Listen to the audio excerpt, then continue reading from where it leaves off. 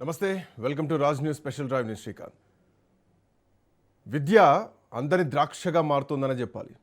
తెలుగు రాష్ట్రాల్లో తెలంగాణలో పరిస్థితి మరీ దారుణంగా తయారైంది. విద్యార్థులు స్కూల్కి వెళ్ళి చదువుకోవాలంటే లక్షల రూపాయలు పెట్టాల్సినటువంటి అవసరం ఉంటుంది. వాస్తవానికి లక్షలు పెట్టి ఖర్చు పెట్టుకొని చదవాలంటే తల్లిదండ్రులకు విపరీతమైనటువంటి భారం. మరోవర్ దేశంలో అత్యంత ఖరీదైంది ఏమిటి అని అడిగితే బంగారమో భూమో కాదు, విద్య అని నిక్కచ్చిగా చెప్పేంతటి స్థాయిలో ఫీజులు ఆకాశానికి ఎగబాకుతున్నాయి. దీంతో విద్యార్థి సంఘాలు తెలంగాణలో ఇవాళ పోరుబాట పట్టాయి. నిరుపేద విద్యార్థుల ఉన్నత చదువుల కోసం అమలు చేస్తున్నటువంటి ఫీజు రియంబర్స్మెంట్ పథకాన్ని వదిలించుకోవాలని రేవంత్ సర్కార్ భావిస్తోంది. ఫీజు రియంబర్స్మెంట్కు మంగళం పలికే ఆలోచనతో తెలంగాణ ప్రభుత్వం పనిచేస్తోందన్నటువంటి విమర్శలు వస్తున్నాయి. 2.5 ఏళ్లుగా రేవంత్ సర్కార్ ఒక నయా పైసాలు చెల్లించడం లేదు విద్యా శాఖకు. ఫీజు సొమ్మును ఏడాదికి 4 విడతల్లో విద్యార్థుల ఖాతాల్లో వేస్తామని జీవో నెంబర్ 8ను విడుదల చేసింది. అట్లాగే ఫీజు రియంబర్స్మెంట్ అమలుపైన మార్గదర్శకాలు కూడా విడుదల చేస్తూ జీవో నెంబర్ 9ను విడుదల చేసింది. దీంట్లోనూ కాలేజీలు ఫీజు వసూలు చేసుకునేటువంటి విషయంపైన ఎట్లాంటి నిర్ణయం ఇప్పటివరకు తీసుకోలేదు. ఫీజు రియంబర్స్మెంట్ నిబంధనల్ని నేరుగా విద్యార్థుల ఖాతాల్లోకి వేస్తామని చెప్పింది కూడా. ప్రభుత్వం నుంచి వచ్చినటువంటి రియంబర్స్మెంట్ మొత్తాన్ని విద్యార్థులు తప్పనిసరిగా వారంలోపు కాలేజీలకు చెల్లించాలి.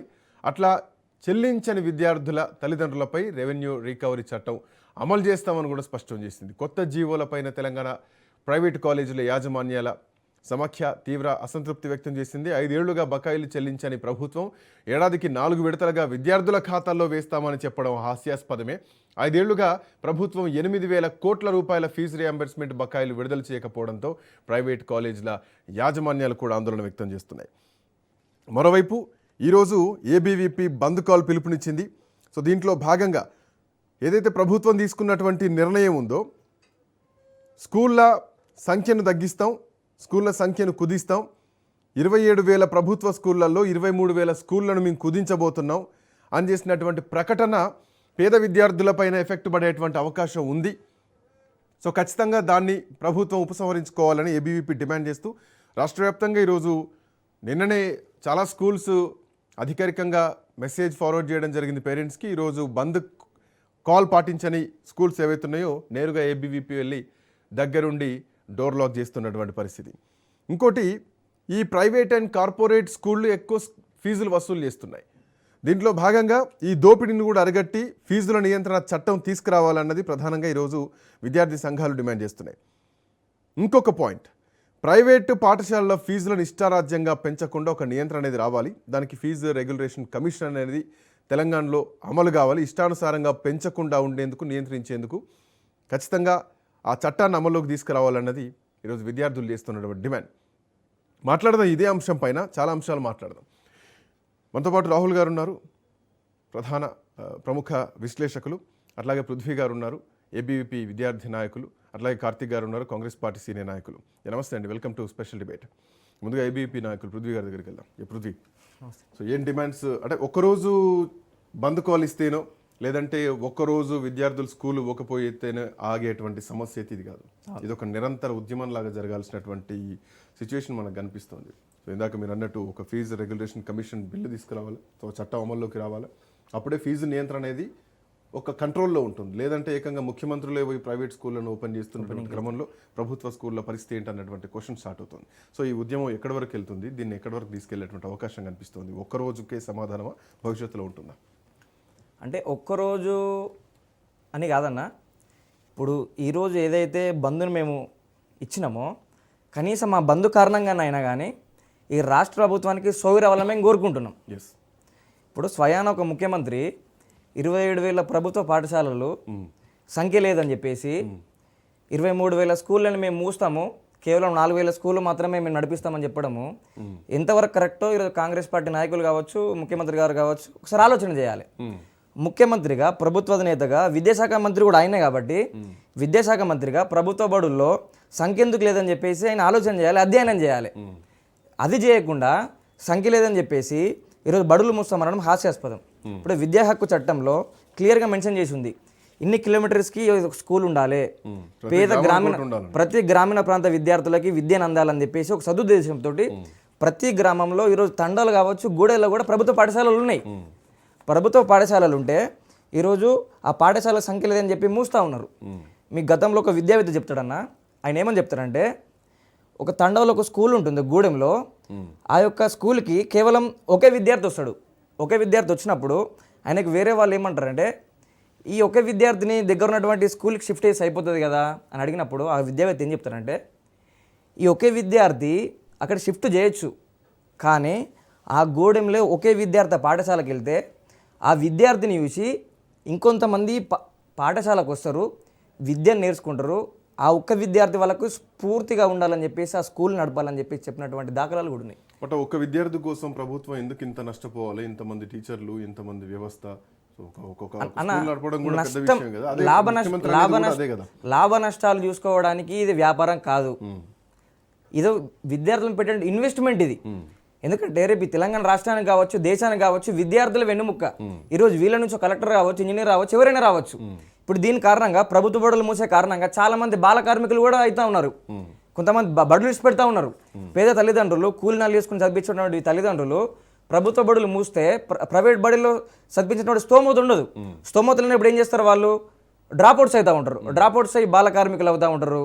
బర్రెలను మేపడం, గొర్రెలను మేపడం, కొన్ని ఇటుక బట్టీలో పనిచేయడము మన గ్రామీణ ప్రాంతాల్లో చాలా ప్రాంతాల్లో మనం చూస్తూ ఉంటాం. స్వయాన ముఖ్యమంత్రి ప్రభుత్వ బడులని ప్రమోట్ చేయాలి, కానీ ముఖ్యమంత్రి ఏం చేస్తుండు, ప్రైవేట్ స్కూళ్ళని ప్రమోట్ చేస్తుండు. ఇంటర్నేషనల్ స్కూల్స్ ఓపెనింగ్కి వెళ్తాడు. ఇప్పుడు మామూలు మన ఖమ్మంలో చూసినాం, ఖమ్మంలో ఒక టీచరు ఏదో ఇన్స్టాగ్రామ్లో ప్రైవేట్ స్కూల్ని ప్రమోట్ చేసినందుకు ఆమె ఉద్యోగము ఊడబీకిర్రు. ముఖ్యమంత్రి స్వయంగా మీరు అన్నట్టు ఇందాక ప్రైవేట్ స్కూల్ కు ముఖ్యమంత్రి వెళ్ళి రిబ్బన్ కట్ చేస్తున్నారు, ఆయన డిస్క్వాలిఫై చేయాలి కదా, మరి ఆయన రాజీనామా చేయాలి కదా. లేక్ వ్యూ ఇంటర్నేషనల్ స్కూల్ కి రిబ్బన్ కట్ చేసినప్పుడు అందులో ముఖ్యమంత్రి ఒక మాట అంటారు, కార్తిక్ గారు, 40-50 వేలు ఖర్చు పెడితే వజ్రాల్ లాంటి విద్యార్థులు ప్రైవేట్ స్కూళ్లలో తయారవుతున్నారని చెప్పేసి ఇది ముఖ్యమంత్రి నోటి నుంచి వచ్చినటువంటి మాట. 40,000 రూపాయలు 50,000 రూపాయలు ఒక విద్యార్థి మీద ఖర్చు పెడితే ఈరోజు ఏబీవీపీ బంద్ కాలేయాల్సినటువంటి అవసరం ఉంది. విద్యార్థులు ఈరోజు స్కూల్కి వెళ్లకుండా ఇంట్లో ఉండాల్సినటువంటి అవసరం ఉంది. వాస్తవానికి 40-50 వేల ఖర్చుతోటే విద్యార్థుల సంవత్సరం ఫీజు వెళ్ళిపోతుందా? ఈ మాటలు ఎంతవరకు వాస్తవం ఉంది? ఒక ప్రైవేట్ స్కూల్ ఓపెనింగ్ పోయిన ముఖ్యమంత్రి ఈ మాటలు అనడం ఎంతవరకు సమంజసం అనుకోవాలి? కార్తిక్ గారు, ఐ థింక్ మ్యూట్లో ఉన్నట్టు. Please continue. సార్, ఈరోజు బీజేపీ పార్టీ కానీ ఏబీపీ కానీ ఈరోజు స్కూల్స్ కి బంద్ ఇచ్చింది. అయితే ఈ బంద్ ఎవరి మీద పోరాటం మాకు అర్థం కాలేదు. కాంగ్రెస్ పార్టీ నేతృత్వంలోని తెలంగాణ ప్రభుత్వం మీదనా, లేకపోతే 90,000 ప్రభుత్వ పాఠశాలని మూసేసినటువంటి బీజేపీ పార్టీ నేతృత్వం వహిస్తున్నటువంటి ప్రభుత్వాల పైన మాకు అర్థం కాలేదు.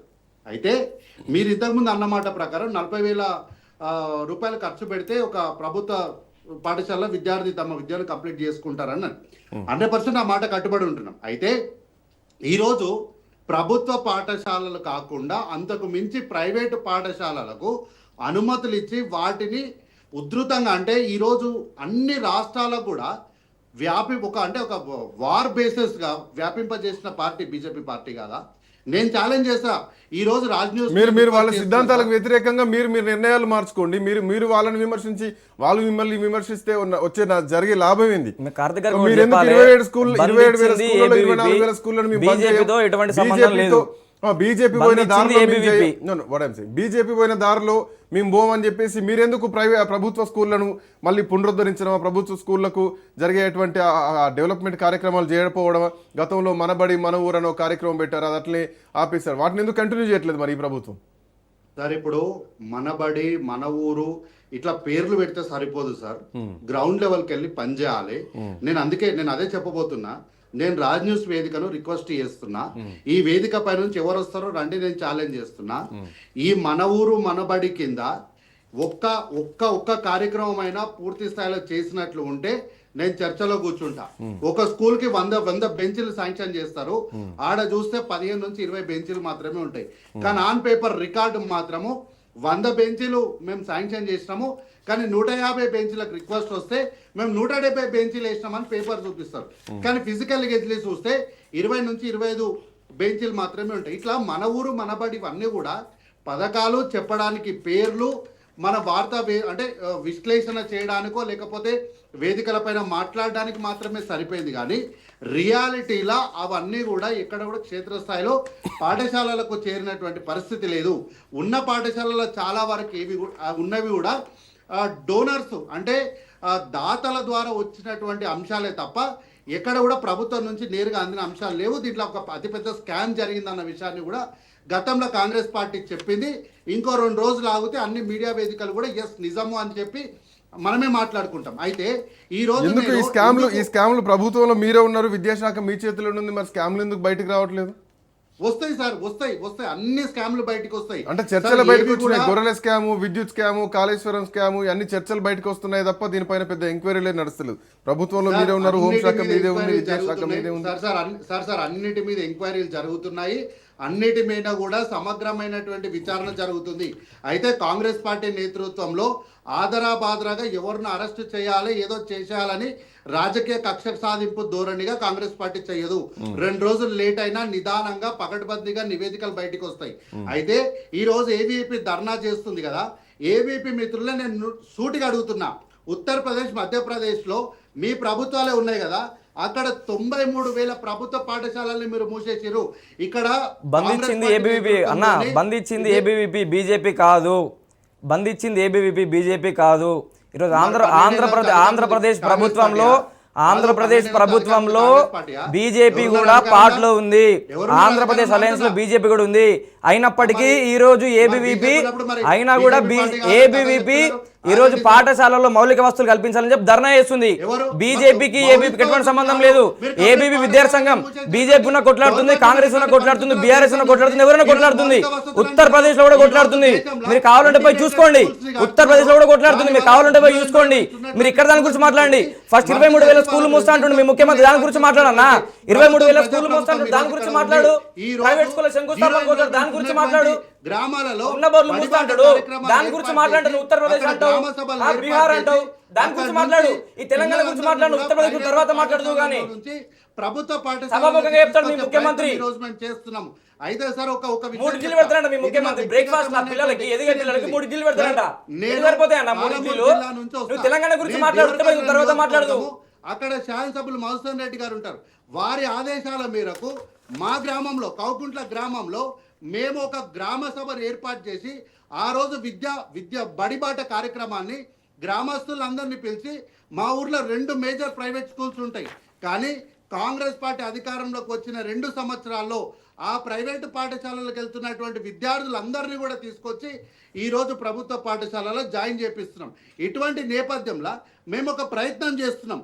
ఈ ప్రయత్నానికి మీరు విలువైన సూచనలు, సలహాలు ఏమన్నా ఇస్తారేమని చూస్తే అది ఇవ్వకుండా ఈరోజు విద్యార్థుల భవిష్యత్తు, ఈరోజు వాళ్ళు చదవాల్సినటువంటి పాఠము, చెప్పాల్సినటువంటి లెసన్ ఈరోజు మీరు బంద్ చేయడం.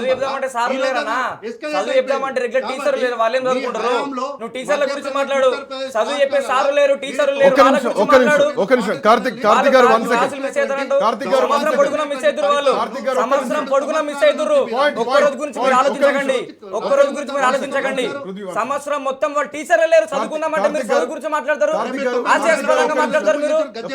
టీచర్లు లేరని ఈరోజు చెప్తున్నారు. ఎవరున్నారు విద్యా వాలంటీర్లు ఉన్నారు? ఎవరున్నారు? కాంట్రాక్ట్ బేస్డ్ టీచర్ ఉన్నారు? ఎవరున్నారు?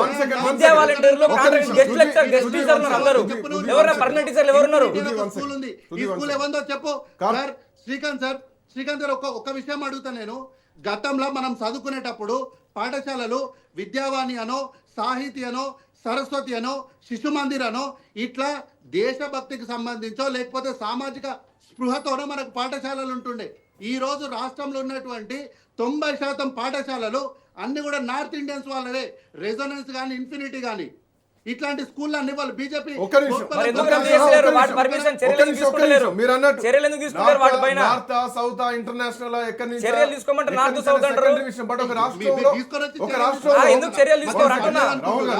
రాహుల్ గారు, ఒక రాష్ట్రంలో ఒక స్కూల్ వస్తుందంటే ఆ ప్రభుత్వాన్ని లేకుండా, ఆ ప్రభుత్వ పర్మిషన్ లేకుండా ఎంటర్ అయ్యేటువంటి, అది ఎక్కడి నుంచి వచ్చినా, ఏ నార్త్ నుంచి వచ్చినా, ఏ సౌత్ నుంచి వచ్చినా, ఈశాన్య రాష్ట్రాలు వచ్చినా. బట్ ద పాయింట్ ఏంటంటే, ఇందాక పృథ్వీ ఒక మాట అన్నారు, స్కూళ్ళల్లో టీచర్లే లేనటువంటి పరిస్థితి. దానికి ఆయన ఒప్పుకున్నారు, వాలంటీర్లతో నడుస్తుందని చెప్పేసి. తెలంగాణ రాష్ట్రంలో నాకు తెలిసి 24,000 స్కూళ్ళల్లో 6,000 స్కూళ్ళల్లో కేవలం ఒకరే టీచర్. ఏకోపాధ్యాయ పాఠశాలలు నడుస్తున్నాయి. సో వీళ్ళందరినీ ఎట్లా అలర్ట్ చేస్తారన్నది ఈ మధ్య కాలంలో ఆకునూరు మురళి ఇచ్చినటువంటి రికమెండేషన్స్ ఏవైతున్నాయో వాటిల్లో క్లియర్గా ఎక్స్ప్లెయిన్ చేయడం జరిగింది. సో ఇప్పుడున్నటువంటి పాయింట్ ఏంటంటే విద్యా హక్కు చట్టం ప్రకారం విద్య ప్రతి ఒక్క విద్యార్థికి అందాలి, గ్రామీణ ప్రాంతాల్లో అందాలి, ప్రతి కిలోమీటర్కు స్కూల్ ఉండాలి. అసలు ఆ సిద్ధాంతాలు ఫాలో అవుతున్నారా? మోర్ ఓవర్ ఇప్పుడున్నటువంటి స్కూళ్ళలో సౌకర్యాలు మెరుగుపరచాల్సింది పోయి స్కూళ్ళనే ఎత్తేయాల్సినటువంటి అవసరం తెలంగాణలో వచ్చిందా? ప్రభుత్వ పాఠశాలల పని అయిపోయిందా ఇక తెలంగాణలో? ఇక ప్రైవేట్ స్కూళ్ళ వాళ్ళ వ్యాపారాలు, వాళ్ళ ఎడ్యుకేషన్ సిస్టమే నడుస్తుందా? ఎట్లా చూడొచ్చు? సో ముందుగా ఇప్పుడు రూలింగ్ గవర్నమెంట్ కనుక వాళ్ళ మేనిఫెస్టో చూసుకుంటే 15% కేటాయిస్తాం మేము అధికారంలోకి వస్తే అని చెప్పారు. విద్యలో వాళ్ళు కేటాయించింది 8.2% ఉంది. వాళ్ళు వేసిన ఎడ్యుకేషన్ కమిషన్ ఏం చెప్పింది? 8.2% సరిపోదు, 18% దాన్ని పెంచాలని చెప్పింది. సో ఈ 2 yearsలో చూసుకుంటే class 1 reading levels ASER report నేను చెప్పేది కదా పర్సనల్గా, if you people are following the reports వీళ్ళు డిబేట్లో, సో 41% 26% దిగింది. సో 2245 చిల్డ్రన్ జీరో ఎన్రోల్మెంట్కే అయినారు. సో దీంట్లో లోపాలు ఎక్కడ ఉన్నాయి? 8.2% ఆఫ్ బడ్జెట్లోనే లోపం ఉంది. మీరు బడ్జెట్ ఇంక్రీజ్ చేయండి, ఆటోమేటిక్గా అన్ని ఇంక్రీజ్ అవుతాయి. సో 8.2లోనే ఇంటిగ్రేటెడ్ స్కూల్స్ గురించి మాట్లాడతారు. మీరు increase of the private school enrolment చూడండి, మీరు 56% to 63% యూడీసీఐ రిపోర్ట్ ప్రకారం. And the fall down of the government school is 59%, 71% to 59%. So that is the situation. So దీనికి the budget is the major. But అంత ఏమంటే expect చేయొచ్చా మనం 3 లక్షల కోట్ల బడ్జెట్ తెలంగాణ రాష్ట్ర ప్రభుత్వం 3.5-4 లక్షల కోట్ల బడ్జెట్లో దరిదాపు మీరు అన్నట్టు 18% కేటాయించడానికి ఇంకెన్ని సంవత్సరాలు పట్టుద్దో, ఇంకెన్ని ప్రభుత్వాలు మారాలో ఆ లెక్కను చూసుకుంటే దరిదాపు 60-70 వేల కోట్ల రూపాయలు కేటాయించాల్సినటువంటి అవసరం ఉంటుంది. So is that easy? చేయగలుగుతారా అంత? అండి సాక్ ద అలవెన్సెస్ తగ్గించండి ప్రజాప్రతినిధులది, విద్య కోసమే కదా. ఈ దేశ వెన్నుముక్క విద్యార్థి అయినప్పుడు భవిష్యత్ దేశానికి ఎడ్యుకేషన్ కి మనం వాల్యూ ఇవ్వకపోతే దేనికి వాల్యూ ఇస్తామండి? మీకు పథకాలలో ఉండే వాల్యూ కేవలం ఇక్కడ children doesn't having a right to vote కాబట్టి is getting neglected today in the state of central also. అదే కనుక ఓటు హక్కు ఉంటే కనుక పిల్లలకి ఇంత దుస్థితి పడుతుందా అండి? ల్యాక్ ఆఫ్ ఇన్ఫ్రాస్ట్రక్చర్ లేదా అండి? ఆన్ రికార్డ్లో 40,000 లైబ్రరీస్ వర్కింగ్ ఉండాలా. విద్యార్థులు మేధావంతులు కావాలంటే మేధావుల పుస్తకాలు చదవాలా. ఆన్ రికార్డ్ 40,000 ఉంటే working condition of the schools libraries in the schools చూసుకుంటే 100 లైబ్రరీస్ ఉన్నాయి ప్రభుత్వ పాఠశాలలో. In lack of infrastructure. 8.2 పెన్షన్లకి సాలరీస్ సరిపోతుందండి.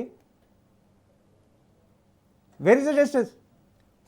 విద్య, ఆరోగ్యం దీనికి ప్రధానమైనటువంటి ప్రయారిటీ ఇవ్వాలి. ఒక ఢిల్లీ లాంటి అట్మాస్ఫియర్ మనం ఎందుకు క్రియేట్ చేసుకోలేకపోతున్నాం విద్య విషయంలో? కార్తిక్ గారు, ఒక తమిళనాడు లాంటి అట్మాస్ఫియర్ని ఎందుకు క్రియేట్ చేసుకోలేకపోతున్నాం? ఒక కేరళ లాంటి అట్మాస్ఫియర్ ఎందుకు create చేసుకోలేకపోతున్నాము?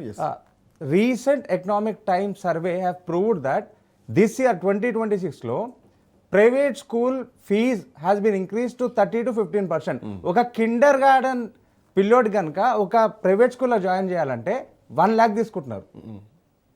The same 1 lakh 10th class అంటున్నారా? Kindergarten nursery schools. First class ఇంకా అది తక్కువే అనుకుంటా. నేను ఈ మధ్య కాలంలో విన్న కొన్ని స్టోరీలు చూస్తే 2 లక్షలు 2 లక్షల పైనే ఉంది. ఈవెన్ ఇంటర్మీడియట్ కాలేజ్లో కూడా బహుశా అంత ఉండదు. బట్ ఎందుకు కార్తిక్ గారు ఒక కేరళలో అప్ టు డిగ్రీ వరకు ఫ్రీ ఎడ్యుకేషన్ అని ప్రకటించి పక్క రాష్ట్రంలో మీరే గెలిచారు, మీకంటే ముందు ప్రభుత్వం చేసింది. తెలంగాణ రాష్ట్రం విషయానికి వస్తే ఒక రికమెండేషన్స్ ఒక కమిషనే ఇవ్వడం జరిగింది. కమిషనే పెట్టారు సపరేట్గా, దానికి ఒక కమిటీ మెంబర్స్ని కూడా పెట్టారు. బడ్జెట్ విషయంలో విద్యకు అన్యాయం జరుగుతుంది తెలంగాణ రాష్ట్రంలో. దానికి తోడు ఈరోజు ప్రభుత్వ స్కూల్స్ మొత్తం కూడా మూసేటువంటి పరిస్థితులకు వచ్చేసినాం. సో ఇది విద్యకు చేస్తున్నటువంటి అన్యాయం కాదా సార్? అయితే ఈరోజు నేనేమంటున్నా అంటే, ఈరోజు విద్యకు ఈరోజు ఇక్కడ ఉన్నటువంటి కాంగ్రెస్ పార్టీ ఎక్కడ కూడా అన్యాయం చేస్తలేదు, దయచేసి అర్థం చేసుకోండి. ఎందుకంటే గతంలో జరిగినటువంటి అనేకమైనటువంటి విషయాలు ఇప్పుడు సార్ ఎస్పెషల్లీ విద్య విషయంలో గతంలో ఏం జరిగింది అనే దానిపైన మనం చర్చ చేస్తే ఎప్పటికీ ముందుకెళ్ళాం.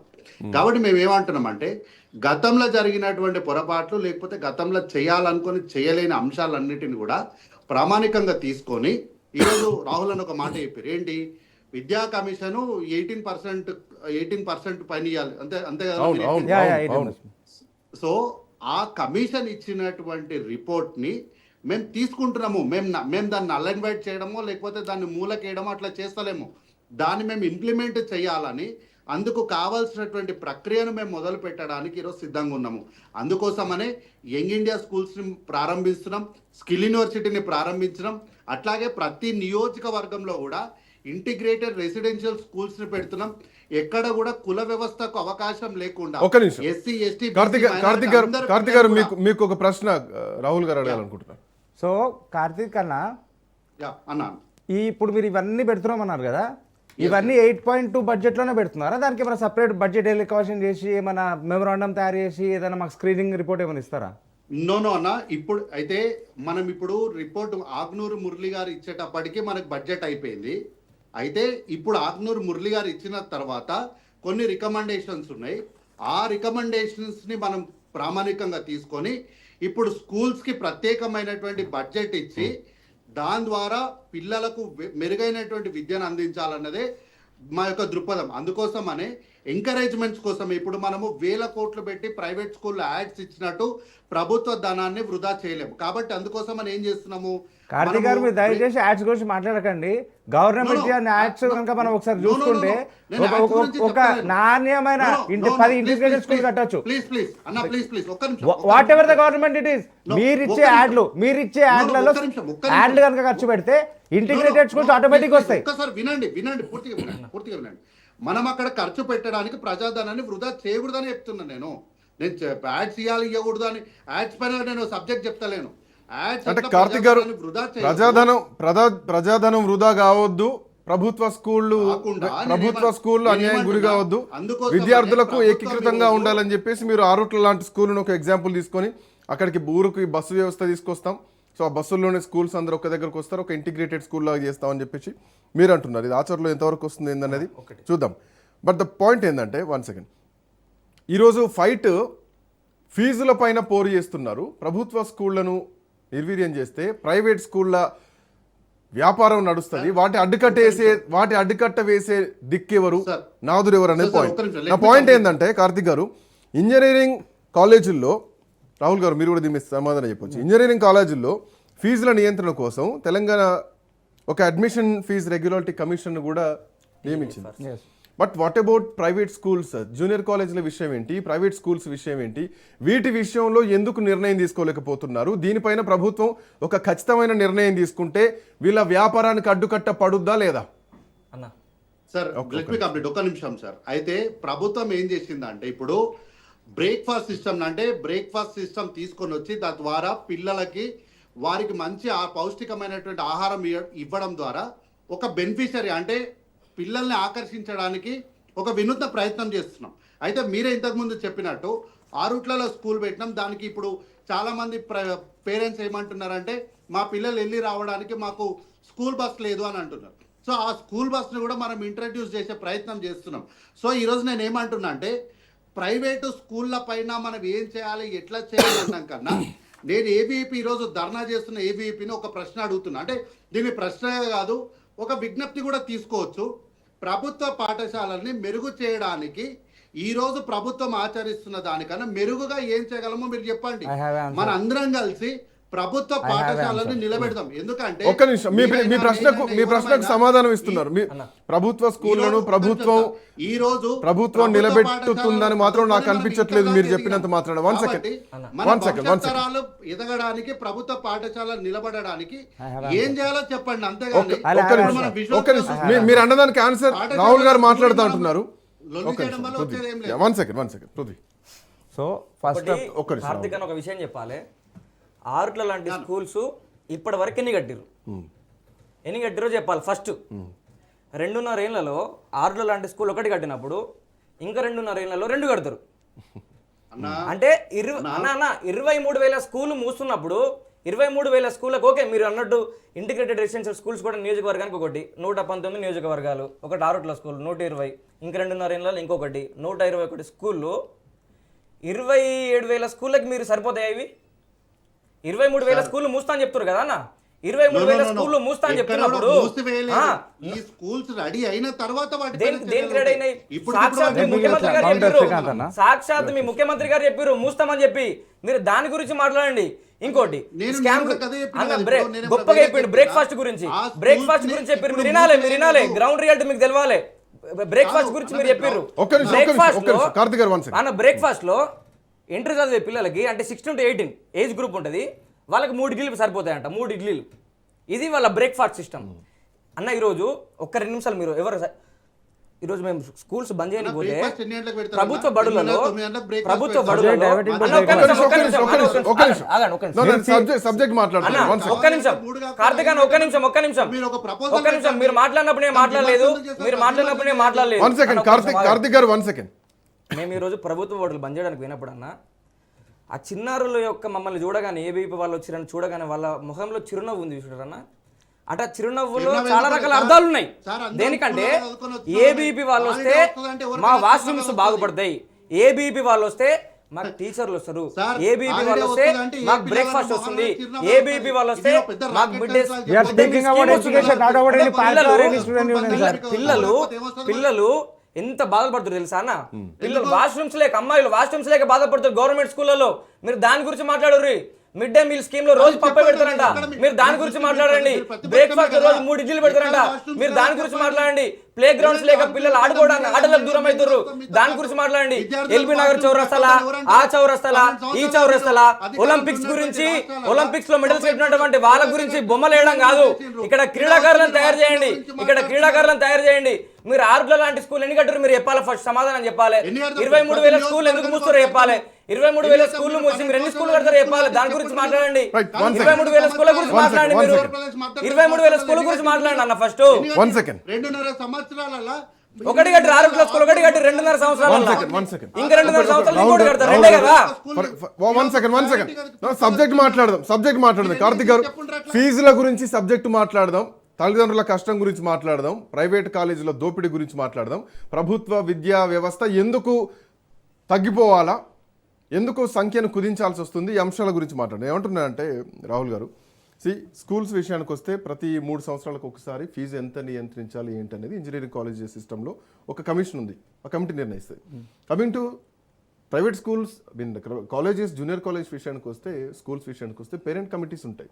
బట్ అవి యాక్టివ్ జోన్లో లేవు, యాక్టివ్ మోడ్లో లేవు. పేరెంట్స్ని సిస్టంలో కూర్చోబెట్టి ఫీజులు నియంత్రించాలన్నటువంటి వ్యవస్థ లేదు. గతంలో తిరుపతిలో కమిటీ చేశారు, ఆ రికమెండ్ చేసినా కానీ దాని గురించి ఎప్పుడు పెద్ద పట్టించుకున్నది లేదు.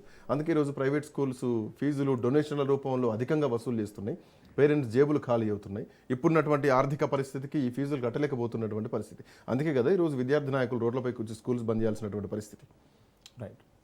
సో ముందుగా ఎడ్యుకేషన్ సిస్టమ్ గురించి మాట్లాడితే, ఫస్ట్ ఆఫ్ ఆల్ ప్రభుత్వాలలో ఏ పార్టీలు ఉన్నా చేయాల్సిన ఫస్ట్ తక్షణమైన కార్యం ఏంటంటే, if they want 100% literacy in a legal level to every child, ఆ ప్రభుత్వానికి సంబంధించిన మంత్రులకు కానీ ఎమ్మెల్యేలకు కానీ చుట్టాలకు కానీ ఏమైనా ఎడ్యుకేషన్ ఇన్స్టిట్యూట్ ఉంటే దాన్ని వాళ్ళ గవర్నమెంట్ ఉన్నంత వరకు మేము బైపాస్ చేస్తాము అని చెప్పి ఆపేయండి.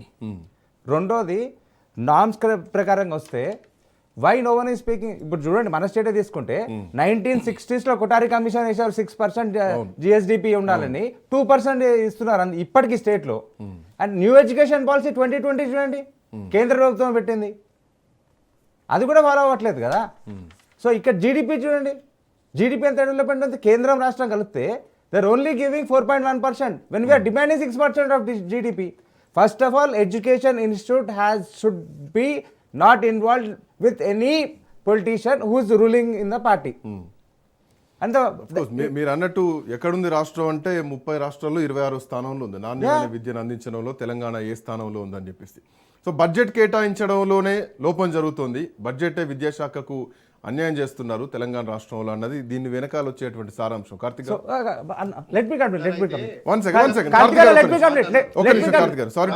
ఉన్నటువంటి వాళ్ళ పాఠశాలల గురించి ఒక సబ్జెక్ట్ చెప్పారు. let me complete.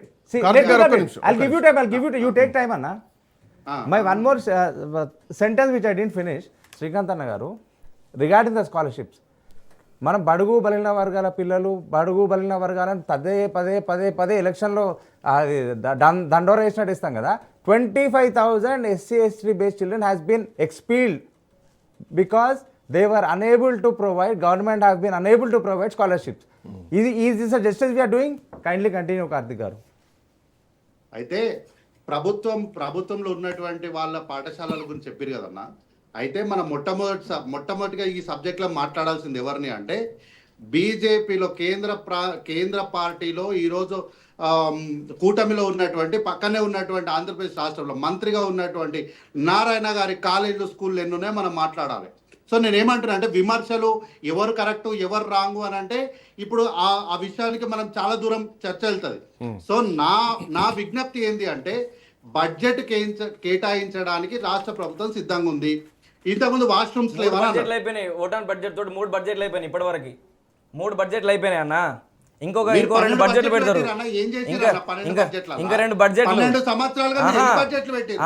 అందుకే ఒక్క నిమిషం విద్య గురించి ఫస్ట్ తెలుసుకోండి. విద్య గురించి ఇక్కడ ఉన్నటువంటి యూనివర్సిటీలకి యూజీసీ ఏమంటున్నా వాష్రూమ్స్ లేవు పాఠశాలలు అన్నారు కదా, ఒక పని చేయండి, ఒక డ్రైవ్ పెడదాం, మీరు మేము ఇద్దరం కలిసి పోదాం. మీరు మేము ఇద్దరం ఐడెంటిఫై చేసి వాళ్ళకు వాష్రూమ్లు కట్టించడానికి మెరుగైన పాఠశాల భవనం ఇవ్వడానికి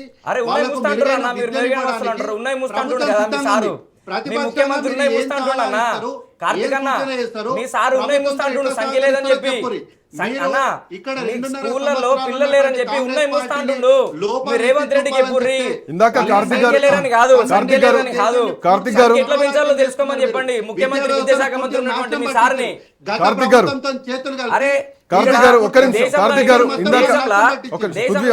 రాష్ట్రాలు ఉంటే దేశంలో 28 రాష్ట్రాలు ఉంటే మన రాష్ట్రం 26వ స్థానంలో ఉన్నది. మనం ఉత్తరప్రదేశ్ గురించి మాట్లాడతాం, మనం ఆంధ్రప్రదేశ్ గురించి మాట్లాడతాము, మనం దాని గురించి మాట్లాడతాం, దీని గురించి తెలంగాణ గురించి మాట్లాడతాం, దాని గురించి మాట్లాడతారు. ఇద్దరం వెళ్తాం. ఎక్కడెక్కడ భవనాలు కానీ లేకపోతే మౌలిక సదుపాయాలు కానీ క్లాస్ రూమ్స్ కానీ లైబ్రరీస్ కానీ ఏమేమి ఉన్నాయి అన్ని విషయాల్ని కూడా క్రోడీకరించి ప్రభుత్వం దృష్టికి తీసుకెళ్తాం. కూడా ప్రభుత్వం వాళ్ళు దృష్టికి తీసుకొస్తే తప్ప ప్రభుత్వం మేల్కొనే పరిస్థితి లేదా? మరి కమిటీలు కమిషన్ ఎందుకు వేశారు? ఈ రికమెండేషన్ ఎందుకు ఇస్తున్నారు? ప్రతిపక్షం వాళ్ళు విద్యార్థి నాయకులు చెప్తే తప్ప ప్రభుత్వాలకు వాష్రూమ్స్ గురించి నేనేమంటున్నా, చెప్పండి కార్తిక్ గారు వాళ్ళు చెప్పడమే ఈ రోజు నిరసన. వాళ్ళు చెప్పడమే ఈ రోజు నిరసన. ఈరోజు రాష్ట్ర వ్యాప్తంగా ఉన్నటువంటి స్కూల్స్ అన్ని కూడా బంద్ అయినాయంటే కారణమే వాళ్ళు చేస్తున్న నిరసన సమస్యలు అని చెప్పి. నా పాయింట్ ఏంటంటే, ఇందాక కార్తిక్ గారు మీరు ఒక మాట అన్నారు. కార్తిక్ గారు లిసన్ టు మీ. ఇట్లా కార్తిక్ గారు 1 సెకండ్ ఆర్గ్యుమెంటల్ క్వశ్చన్ వేసినప్పుడు కార్తిక్ గారు మీరేం చేశారని అడగాల్సిన ప్రశ్నకు వస్తుంది. వాళ్ళు ఏం చేశారన్న ఒక్క నిమిషం పృథ్వీ గారు 1 సెకండ్. వాళ్ళు ఏం చేశారన్న దానికి సమాధానమే వాళ్ళ ఓటమి. వీళ్ళు కాదు, వాళ్ళ ఓటమి. వీళ్ళు ఆ రోజు కొట్లాడారు, ఈ రోజు కొట్లాడుతున్నారు. ఇక వీరు బీజేపీతో లింక్ చేస్తే బీజేపీ ఇక్కడ ఇంతవరకు అధికారం లేదు కాబట్టి అది ఇక్కడ అప్రస్తుతం.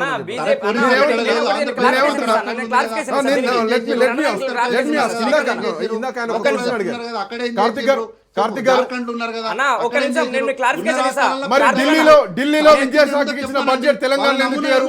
పక్క రాష్ట్రం కేరళలో డిగ్రీ వరకు ఫ్రీ చేస్తే తెలంగాణలో ఎందుకు ఇయ్యారు? తమిళనాడులో ముఖ్యమంత్రి మారిస్తే తెలంగాణలో స్టేట్ లో మణిపూర్ లాంటి స్టేట్ లో అస్సాం లాంటి స్టేట్ లో 15% ఇచ్చినాయి. గొప్ప రాష్ట్రం అని చెప్పుకుంటాం కదా, సంపన్న రాష్ట్రం అని చెప్పుకుంటాం కదా, రైజింగ్ తెలంగాణ కదా. నేను ఇంకోటి చెప్పాలనుకుంటున్నా, మీకు క్లారిఫై చేయాలనుకుంటున్నా. బీజేపీకి ఏబీపీకి సంబంధం లేదు. ఈ రోజు ఆంధ్రప్రదేశ్లో బీజేపీ కూడా ప్రభుత్వంలో ఉంది. అయినప్పటికీ ఈ రోజు ప్రభుత్వ బడుల్లో మౌలిక వసతులు కల్పించాలని చెప్పి ధర్నాలు చేస్తున్నాం. ఈ రోజు ఉత్తరప్రదేశ్లో ధర్నాలు చేస్తున్నాం, ఉత్తరప్రదేశ్లో యూనివర్సిటీలో మౌలిక వసతులు ధర్నాలు చేస్తున్నాం.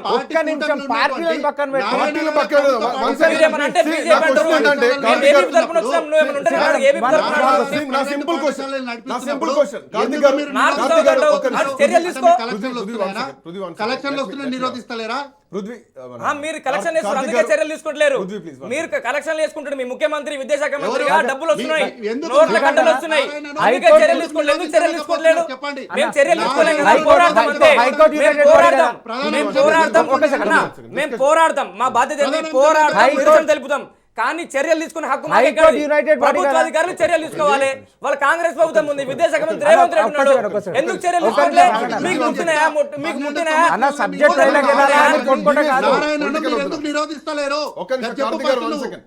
పొలిటికలైజ్ చేయడం నాకు ఇష్టం లేదు ఈ సబ్జెక్ట్ ని, ఎందుకంటే ఇది విద్యార్థులకు సంబంధించింది, విద్యాశాఖ. కార్తిక్ గారు మీరు అడిగిన ప్రశ్న కూడా నేను ఇంకొక అదనపు క్వశ్చన్ అడుగుతాను రాహుల్ గారు. హైకోర్టు 2021 లో క్లియర్ కట్ ఇన్స్ట్రక్షన్స్ ఇచ్చింది ఫీజు రెగ్యులేషన్ యాక్ట్ ని నియంత్రించాలని. అది ఏ పొలిటికల్ పార్టీకి సంబంధం లేదు కదా. మరి అప్పుడు బీఆర్ఎస్ కావచ్చు, ఇప్పుడు కాంగ్రెస్ కావచ్చు, దీనిపైన ఎంత చిత్తశుద్ధి చూపిస్తున్నాయి హైకోర్టు డిసిజన్ పైన?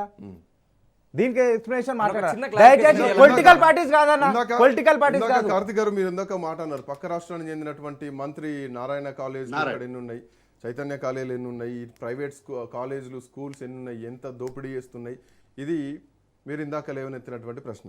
బట్ పాయింట్ ఏంటంటే తెలంగాణ రాష్ట్రంలో 11,000కు పైగా private schools, private junior college పెద్ద ఎత్తున ఫీజులు వసూలు చేస్తున్నాయి. ఇది అఫీషియల్గా వసూలు చేస్తున్నాయి. సార్ ఈ సో దీనికి 11,000 సంబంధించి ఒక సార్ ఈ రెగ్యులేషన్ 11,000 కమిటీ ఏర్పాటు పాఠశాలలకు చేయాల్సిన కాలేజీలకు అనుమతులు మంజూరు చేసిన వాళ్ళు ఎవరు? కాంగ్రెస్ పార్టీ మీరు మంజూరు రద్దు చేయండి. చేసిందా? కాదు కదా, మీరు ఒక అందుకోసమనే నియంత్రణ మేము- తీసుకురండి. సార్ మీరు ఒక నియంత్రణ అందుకోసమనే తీసుకురండి. ఒక మేము ఏం కమిషన్ వేయండి, ఒక చేస్తున్నాము? కమిటీ వేయండి. సార్ మేము అందుకోసమే చట్టంలో ఉన్నటువంటి లొసుగును వాడుకున్నప్పుడు దాన్ని మనం ఏం చేయలేము. నేనేమంటున్నా, ఎవరినో నియంత్రించడానికి చూపించే శ్రద్ధ ఏదో మేము మా ప్రభుత్వ పాఠశాలలు నిలబెడతామని అంటున్నా.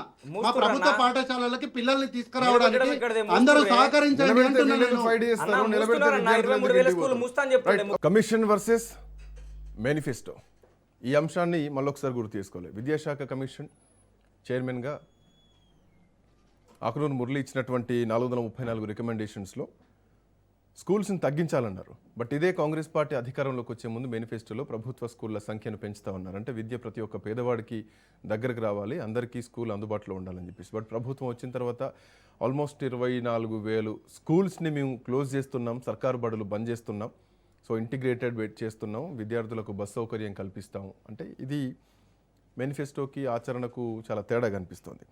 మోరోవర్ విద్యకు బడ్జెటే 8%, బట్ కేటాయించాల్సినటువంటి బడ్జెట్ 18% పైగా కేటాయించాలని చెప్పేసి కమిషన్ రిపోర్ట్ చెప్తోంది రికమెండేషన్స్లో. తెలంగాణలో విద్యా వ్యవస్థ పరిస్థితి ఏంటి? దేశంలోనే 26వ స్థానంలో ఉంది నాణ్యమైన విద్యను అందించడంలో.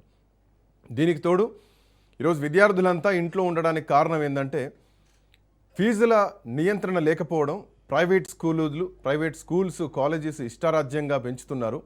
ఈరోజు ఈ చర్చా కార్యక్రమం చూస్తున్నటువంటి ప్రతి పేరెంట్స్కి తెలుసు ఎంత ఫీజులు ఉన్నాయి. నర్సరీ స్టూడెంట్కి లక్షల రూపాయల ఫీజులు ఉన్నాయి, ఫస్ట్ క్లాస్కి లక్షల రూపాయల ఫీజులు ఉన్నాయి, 10th క్లాస్కి, ఇంటర్మీడియట్కి, డిగ్రీకి, ఇంజనీరింగ్కి విద్య అనేది ఒక వ్యాపారం అయిపోయింది. అయితే పక్క రాష్ట్రాలు అమలు చేస్తున్నటువంటి సిద్ధాంతాలని తెలంగాణ రాష్ట్రంలో ఎందుకు అమలు చేయలేకపోతున్నారు?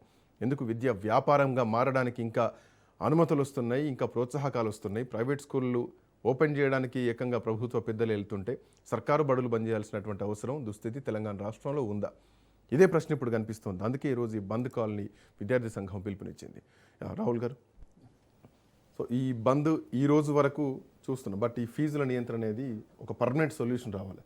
సో ఈ ఎఫెక్ట్ ప్రభుత్వం దృష్టిలో ఉంటుందో అంత సీరియస్ తీసుకునే అవకాశం లభిస్తుంది. ఎందుకంటే ప్రభుత్వం ఆల్రెడీ వాళ్ళ నిర్ణయాలు ప్రకటించేసింది. స్కూల్స్ తగ్గిస్తున్నాం, 6 రూట్లను ఎగ్జాంపుల్ పెట్టారు. పృథ్వీ అంటున్నారు 6 రూట్ల 2.5Kలోకి ఒకటి కడితే, అది కూడా ఆకునూరు మురళి ఇనిషియేషన్ తీసుకున్నారు కాబట్టి దాన్ని ఒక పైలట్ ప్రాజెక్ట్లా తీసుకున్నారు. బట్ ఆ సమయం ఇప్పుడు సరిపోయే పరిస్థితి లేదు. ఇంకో సంవత్సరం తర్వాత అన్ని పోతే ఎలక్షన్స్ వస్తాయి, కోడ్ కూడా వస్తుంది. సో ఇప్పుడు కనుక వీళ్ళు అర్జెంట్గా తీసుకోవాల్సిన నిర్ణయం ఏంటంటే, as per my suggestion as an అనలిస్ట్గా గవర్నమెంట్ ఇచ్చే సజెషన్ ఏంటంటే, increase the budget to 18% as of now. ఈరోజు ఒక తీర్మానం చేసి ఇంక్రీజ్ చేయండి, దాన్ని బట్టి అలొకేషన్స్ని అలాట్ చేయండి, ఆ తర్వాత ఇంటిగ్రేటెడ్ స్కూల్స్ స్టార్ట్ చేయండి. మీరు డీగ్రేడెడ్ ఇన్ఫ్రాస్ట్రక్చర్ పెట్టుకొని మౌలిక వసతులు సరిగ్గా లేకుండా మేము 8.2ని ఇంకా కంటిన్యూ చేస్తాము, దాంతో ఇంటిగ్రేటెడ్ స్కూల్స్ కడతామంటే నమ్మే పరిస్థితుల్లో ప్రజలు లేరండి. At the end of the day ప్రజలు ఓటేస్తే మన ప్రభుత్వాలు వచ్చినాయి. పొలిటికల్ పార్టీలను పక్కన పెడితే we are accountability to each and every citizen of Telangana. కాబట్టి we are accountability to each and every parent of Telangana. కాబట్టి ప్రభుత్వాలు ఇప్పటికైనా కళ్ళు తెరుచుకొని విద్యా వ్యవస్థ వల్లనే మన రాష్ట్రం కానీ దేశం కానీ ముందుకు పోతుందని ఆలోచించి ఇప్పటికైనా 18%కి తీసుకొస్తే తక్షణం ఏమన్నా మార్పులు జరగవచ్చు. లేకపోతే రాబోయే రోజులలో గడ్డు కాలం ప్రభుత్వం ఎదుర్కొంటుంది ఎట్టి పరిస్థితుల్లో. కార్తిక్ గారు, విద్యా వ్యవస్థలో చాలా చర్చలు నడుస్తున్నాయి. మొన్నటి వరకు టీచర్లకు సంబంధించినటువంటి చర్చ, టీచర్ని ఎక్కడ అకామిడేట్ చేస్తారు, స్కూల్స్ తగ్గిస్తే అన్నటువంటి ఆందోళన టీచర్లో కలుగుతుంది. ఇంకోటి టీచర్లకు సంబంధించినటువంటి జీతాల విషయంలో కూడా నిర్ణయాలు తీసుకోవాలి. వచ్చేటువంటి ఉన్న వాళ్ళకి కాదు, వచ్చేటువంటి టీచర్లకు అంత జీతాలు అవసరం లేదన్నది. సో ఎప్పుడు నిర్విరామంగా మళ్ళీ వాళ్ళకు ట్రైనింగ్ ఉండాలన్నటువంటి ఒక టెన్షన్ టీచర్లో కల్పించారు. సో ఫీజులకు సంబంధించి కూడా ప్రభుత్వం ఎట్లాంటి నిర్ణయం ఇప్పటివరకు తీసుకోలేదు. ప్రైవేట్ స్కూళ్ళు ఇష్టారాజ్యంగా, ప్రైవేట్ కాలేజీలు ఇష్టారాజ్యంగా పెంచుకున్నా కానీ పెద్దగా పట్టించుకునేటువంటి నాదురు లేడు, పేరెంట్స్ కమిటీ లేవు, కనీసం విద్యా కమిషన్ ఉందా, విద్యా కమిటీ ఉందా, ఈ స్కూల్స్ విషయంలో నిర్ణయాలు తీసుకుంటున్నారంటే అది లేదుగా. సార్ అయితే నేను అంటే ఈ ప్రభుత్వ పాఠశాలల విషయంలో ముఖ్యంగా పిల్లల విషయంలో నేను రాజకీయాలకు ఆరోపణలకు నేను ఎక్కువ ప్రాధాన్యత ఇవ్వను సార్. నేనేమంటా, ఆ రూట్లలో ఒక స్కూల్ కట్టిండ్రు కదా, దాన్ని పైలట్ ప్రాజెక్ట్ కింద ఆక్నూర్ మురళి గారు ఇంట్రెస్ట్ తీసుకున్నారు అని అంటున్నారు. ఆక్నూర్ మురళి గారు ఇంట్రెస్ట్ తీసుకున్నారు కాబట్టి కట్టలేదు, ప్రభుత్వం కట్టి చూపెట్టాలనుకుంది కాబట్టి కట్టింది. ఒకటి విషయం. రెండవది, ఎప్పుడు కడతారు అని అంటున్నారు. ఒక బిల్డింగ్ కట్టడానికి మనకు 6 నెలలు 8 నెలల కన్నా పెద్దగా విషయం ఏం పట్టదు సార్. ఇంకొకటి, 119 నియోజకవర్గాల్లో ఎప్పుడు కడతారంటారు. ఎప్పుడు కట్టడం ఏంది, ఆల్రెడీ కన్స్ట్రక్షన్లు స్టార్ట్ అయిపోయినాయి, దానికి సంబంధించినటువంటి ల్యాండ్ ఎక్విజిషన్ జరిగిపోయింది, జీవోలు వెళ్ళిపోయినాయి, దానికి టెండర్లు అయిపోయినాయి. కొన్ని చోట్ల అంటే మెజారిటీ నాకు తెలిసినంత వరకు 75% నియోజకవర్గాల కన్స్ట్రక్షన్ కూడా ఆల్రెడీ స్టార్ట్ అయిపోయింది. ఆల్రెడీ దానికి అంటే ఒక లెవెల్ ఆఫ్ కన్స్ట్రక్షన్స్ అవి బిల్డప్ అయిపోయినాయి.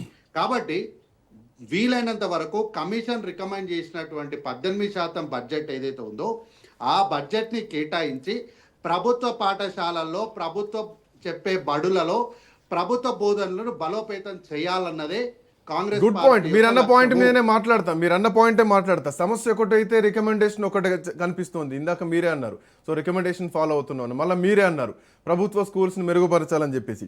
24,000 స్కూళ్ళల్లో 100 కంటే తక్కువ అడ్మిషన్స్ ప్రస్తుతానికి నడుస్తున్నాయి తెలంగాణ రాష్ట్రంలో. ఈ స్కూల్స్లో విద్యార్థుల సంఖ్యను పెంచాలంటే అక్కడ రిక్రూట్మెంట్స్ రావాలి, అక్కడ సౌకర్యాలు పెంచాలి.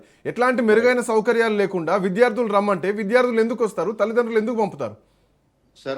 సార్ నేను ఆ విషయమే ఇంతకు ముందు చెప్పింది కూడా అదే. మేము ఎక్కడ కూడా బడులను మూసివేయలేదు. మూసివేస్తామని ఎందుకన్నామంటే, 0 ఎన్రోల్మెంట్స్ జరుగుతున్న వాటిని మాత్రమే మూసేస్తాము, మిగతా స్కూల్స్ అన్నిటి కూడా మర్జ్ చేసి ఇక్కడ ఇంటిగ్రేటెడ్ స్కూల్స్ కట్టి అవసరమైతే రెసిడెన్షియల్ ఫార్ములా ప్రకారం అక్కడ విద్యార్థులకు అన్ని సకల సౌకర్యాలు, మౌలిక వసతులు కల్పించి నాణ్యమైనటువంటి విద్యనివ్వాలన్నదే మా లక్ష్యం. ఇందులో రాజకీయాలు చేయడానికో లేకపోతే లబ్ధి పొందడానికో ప్రభుత్వం ఆలోచిస్తున్నది ఏమీ లేదు. ఒకటే లక్ష్యం, ప్రభుత్వ పాఠశాలలోనే తెలంగాణ రాష్ట్రంలో ఉన్నటువంటి భవిష్యత్ తరాల్లో ఉన్నటువంటి ప్రతి పిల్లలు, ఇప్పుడు మా ఇంట్లో ఉన్నారు సార్, వాళ్ళు వీళ్ళు ఎందుకు, మా ఇంట్లో మా అన్న పిల్లలు ఉండే, గత సంవత్సరము ప్రైవేట్ స్కూల్లోనే చదువుతుండే వాళ్ళు, కానీ ఈ సంవత్సరం తీసుకొచ్చి ప్రభుత్వ పాఠశాలలో పడేస్తాం. సో నేనేమంటున్నా, మన పిల్లలు అంటే రాజకీయాల్లో ఉన్నటువంటి మనము కానీ, బాధ్యత పదవుల్లో ఉన్నటువంటి వాళ్ళు కానీ, వాళ్ళ పిల్లల్ని తీసుకొచ్చి ప్రభుత్వ పాఠశాలలో జాయిన్ చేయించడం వల్ల చాలా ఉపయోగాలు ఉంటాయని చెప్తున్నా. సో మీరన్న పాయింట్ ప్రభుత్వ స్కూళ్ళల్లో జాయిన్ చేయించాలి అంటే ప్రభుత్వ స్కూళ్ళ సౌకర్యాలు మెరుగుపరచాలన్నది ఇక్కడ ప్రధానమైనటువంటి ఆన్సర్. ఇక్కడ పాయింట్ ఏంటంటే, మీరు అన్న పాయింట్ కొంచెం డీప్గా వెళ్దాం. ఒక్క నిమిషం రాహుల్ గారు. ఒక టీచర్కు నాకు తెలిసి ఒక 20 నుంచి 30 మంది స్టూడెంట్స్ని హ్యాండిల్ చేయాలి. ఈ లెక్కను చూసుకుంటే మొత్తం తెలంగాణలో 150,000 మంది టీచర్లు ఉన్నారు. సో వీళ్ళు హ్యాండిల్ చేయాల్సింది ఏం లేదన్నా 35 నుంచి 40 లక్షల మంది విద్యార్థులను హ్యాండిల్ చేయాలి. But the count is only 24,000 స్కూల్స్లో 22 లక్షల మంది మాత్రమే విద్యార్థులు ఉన్నారు. సో ఈ అకామిడేషన్స్, టీచర్స్ అకామిడేషన్ ఒకటి స్పష్టంగా లేదు. మోరోవర్ ఈ రిపోర్ట్స్కి, కమిషన్ ఇచ్చినటువంటి రిపోర్ట్స్కి, వాస్తవంగా ఉన్నటువంటి గ్రౌండ్ రిపోర్ట్కి చాలా ఇన్కంపారిజన్ కనిపిస్తోంది.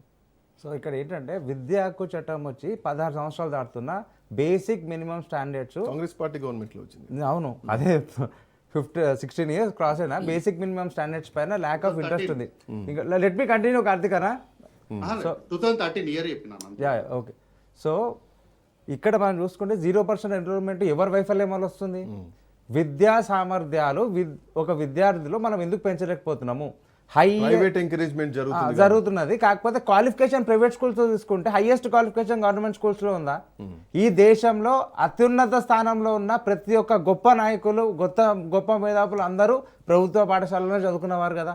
అదే ప్రభుత్వ పాఠశాలకి మనం ఎందుకు విలువలేకపోతున్నాం? మీ ఆటి దినం 0 ఎన్రోల్మెంట్ వస్తుంది. Let me continue. 0 ఎన్రోల్మెంట్ వస్తుంది, ఎవరి వల్ల వస్తుంది? లెర్నింగ్ లెవెల్స్ ఇంక్రీజ్ చేయాలి. సామర్థ్యాల్లో ఏం లోపం జరుగుతుంది? ఒక కట్టదిట్టమైన ప్రణాళిక ఎందుకు చేయట్లేదు? నా మేధావులతోని, విద్యావంతులతో కమిటీ వేసి ముఖ్యమంత్రి గారికి ఓపెనింగ్లో ఉన్నంత శ్రద్ధ మేధావులతో నేను కూర్చోబెడతా, ఒక కమిటీ వేస్తా, తక్షణమే ఏం చేయాలా రాబోయే ఇంకా సంవత్సరమే మనకు టైం ఉంది, మనం ఏం చేయాలని చెప్పి ఒక డిపిఆర్ డీటెయిల్ ప్రాజెక్ట్ రిపోర్ట్ ఎందుకు తెచ్చుకోవట్లేదు ఇప్పటిదాకా? పృథ్వీ, ఇంతకుముందు మన కార్తీక్ అన్న కూడా చెప్పిండు, మన ఇద్దరం వెళ్దాము ప్రభుత్వ బడులను చూద్దాము ఎక్కడెక్కడైతే మౌలిక వస్తువులు లేవో అని చెప్పిండు. సింపుల్ లాజిక్ అన్న. ఇప్పుడు 6 క్లాస్ స్కూల్ కట్టిర్రు, 6 క్లాస్ స్కూల్కి ఏమని పబ్లిసిటీ చేస్తుర్రు, మౌలిక వస్తువులు అన్ని సదుపాయాలతో ఉందని చెప్తారు. అంటే అదొకే స్కూల్ ఎందుకు స్పెషాలిటీ చూపిస్తారు? మిగతా దగ్గర ఫెసిలిటీస్ లేవు కాబట్టి 6 క్లాస్ స్కూల్ని అంత హైలైట్ చేసి ఇక్కడ అన్ని ఫెసిలిటీస్ ఉన్నాయని చెప్పి 6 క్లాస్ స్కూల్ని ఫోకస్ చేస్తారు, అంత హైలైట్ చేస్తారు. అక్కడే మనకు అర్థమవుతుంది. నేను ఇంకోటి కూడా చెప్పిన అన్న, ఇప్పుడు 70% 80% ఇంటిగ్రేటెడ్ స్కూల్స్ నియోజకవర్గం కూడా అయిపోయిందని. నా క్వశ్చన్ అది కాదు. నా క్వశ్చన్ ఏంటంటే 23,000 స్కూళ్ళు మూస్తారు కదా, నియోజకవర్గానికి ఒకటి అనుకున్నా 119, 6 క్లాస్ స్కూల్ ఒకటి 120, 2.5 ఇంకోటి కడతారు. 121 స్కూళ్ళల్లో 23,000 స్కూళ్ళ విద్యార్థులను అకామిడేట్ చేయగలుగుతారా? అది నా క్వశ్చన్. ఓకే, నియోజకవర్గానికి ఒక స్కూలు 99% అయి ఉండొచ్చు, అడ్మిషన్ కూడా తీసుకుంటుండొచ్చు. దాంట్లోనే మేము బస్ ఫెసిలిటీ ఇస్తాం, గ్రామం నుంచి బస్సు నడిపిస్తాం, సో ఆ బస్సుల్లో ప్రభుత్వం ఇనిషియేట్ తీసుకుంటుందని చెప్పేసి వాళ్ళు అదే చెప్తున్నారు. బ్రేక్ఫాస్ట్ అనేది కూడా ఇంకొకటి యాడ్ చేస్తాం. ఆ బ్రేక్ఫాస్ట్ లో ఏందో నేను చెప్పిన, ఆ బ్రేక్ఫాస్ట్ ఎట్లుందో ఆ బ్రేక్ఫాస్ట్ పరిస్థితి కూడా నేను చెప్పిన. ఇంకోటి అన్నగారు కూడా ఆలోచించాలి. ప్రభుత్వము బడులు ముయ్యలేదు, మూస్తానని చెప్తుండు. ఒక ముఖ్యమంత్రి 4 కోట్ల జనాలకు ముఖ్యమంత్రి, ఆయన నోటి నుంచి వచ్చేటువంటి ప్రతి అక్షరం కూడా చాలా వాల్యుబుల్. ఆయన మాకు కూడా ముఖ్యమంత్రి, ప్రభుత్వ నిర్ణయం, ఆయన మాకు కూడా ముఖ్యమంత్రి. మేము అనేది ఏంటంటే ముఖ్యమంత్రి నోటి నుంచి ఒక పదం వచ్చిందంటే, ఒక స్టేట్మెంట్ వచ్చిందంటే దానికి ఎంత వెయిటేజ్ ఉంటుంది, అంత తీసి పారేసినట్టు అవసరం లేదు. అది ప్రభుత్వం యొక్క పాలసీ. అది మీరు ఇప్పుడు ఏమంటారు, ముయ్యలేదు కదా అంటారు, అది కరెక్ట్ కాదన్న. మీరు ఒకసారి క్రాస్ చెక్ చేసుకోవాలి. ఇంకోటి ఈ నార్త్ అన్న, ఈ నార్త్ నేను ముయ్యనట్లే ముఖ్యమంత్రి నోటి నుంచి వచ్చిందంటే దానికి వెయిటేజ్ లేదా? అంటే ముఖ్యమంత్రి మాట మీకే గౌరవం, మీ ముఖ్యమంత్రి మాట మీద మీకే నమ్మకం లేదైతే మరి మీ ముఖ్యమంత్రి మాట మీద మీకే నమ్మకం లేదన్నా? మీ ముఖ్యమంత్రి చెప్పిండు, మీ ముఖ్యమంత్రి మాట మీద మీకే నమ్మకం లేకపోతే ఎట్లా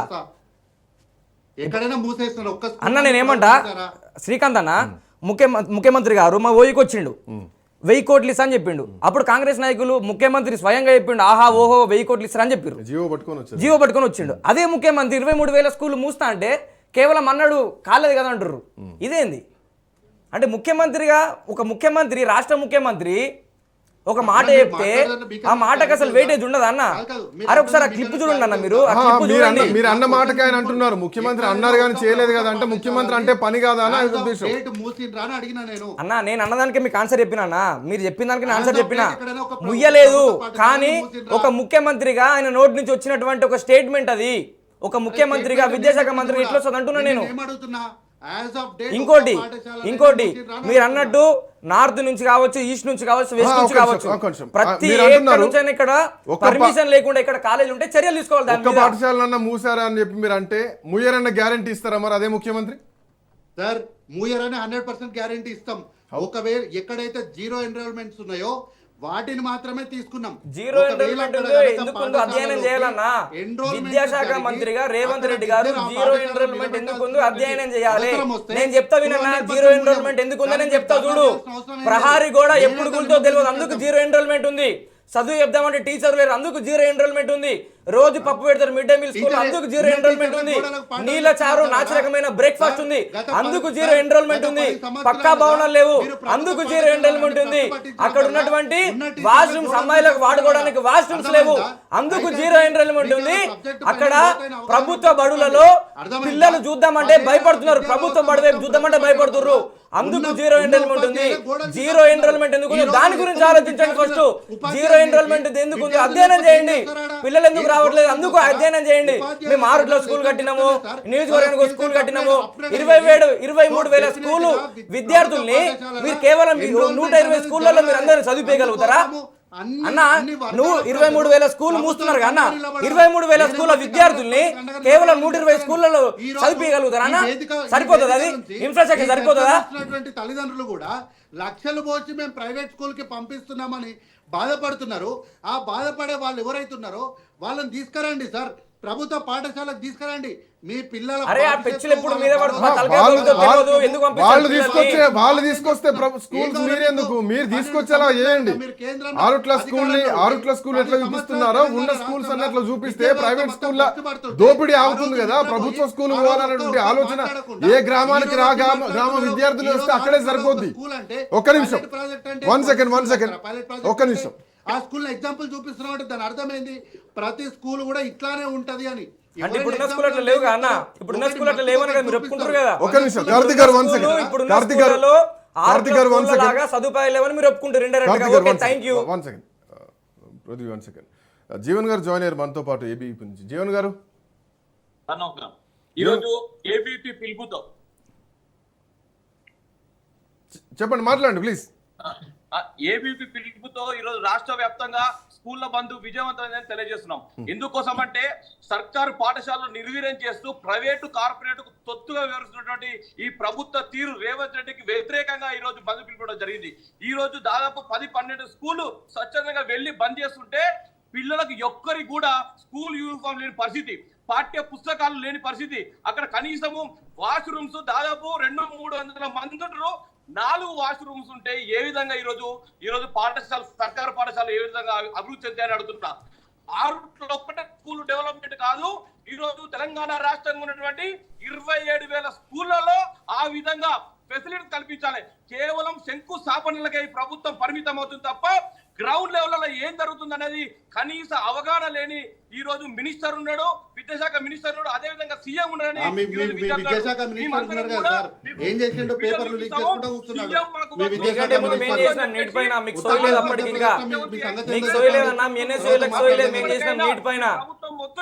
లేచి ఈ రోజు సర్కారు పాఠశాలను అభివృద్ధి చేయాలి. విద్యా హక్కు చట్టాన్ని ప్రైవేటు కార్పొరేట్ ధనార్జన ధ్యేయంగా 1982 యాక్ట్ అన్నది విస్మరించి కంప్లీట్ గా ధనార్జన ధ్యేయంగానే ఈ రోజు విద్యా సంస్థలు పనిచేస్తున్నాయి. కాబట్టి త్వరిత గతిగా ఈ రోజు విద్యా హక్కు చట్టాన్ని అమలు పరిచి అదే విధంగా నాణ్యమైన విద్యను నాణ్యమైన భోజనాన్ని ఈ రోజు సర్కారు పాఠశాలలో కల్పించాలని ఏపీపీ డిమాండ్ చేస్తుంది. ఈ రోజు మనం చూసుకున్నట్టయితే ములుగు ఆదిలాబాద్ ఏరియాలో 4వ తరగతి స్టూడెంట్ 8వ తరగతి స్టూడెంట్ కూడా ఒకటే పరిణామం ఉంటారు. వాళ్ళ యొక్క ఆకారం కూడా అదే విధంగా ఉంటుంది. అంటే వాళ్ళకు పౌష్టికారం అందక ఈ రోజు ఆ పరిస్థితి నెలకొన్నది. అంటే దీనికి ఎవరు బాధ్యులు? మేము గుడ్లు కేంద్రంలో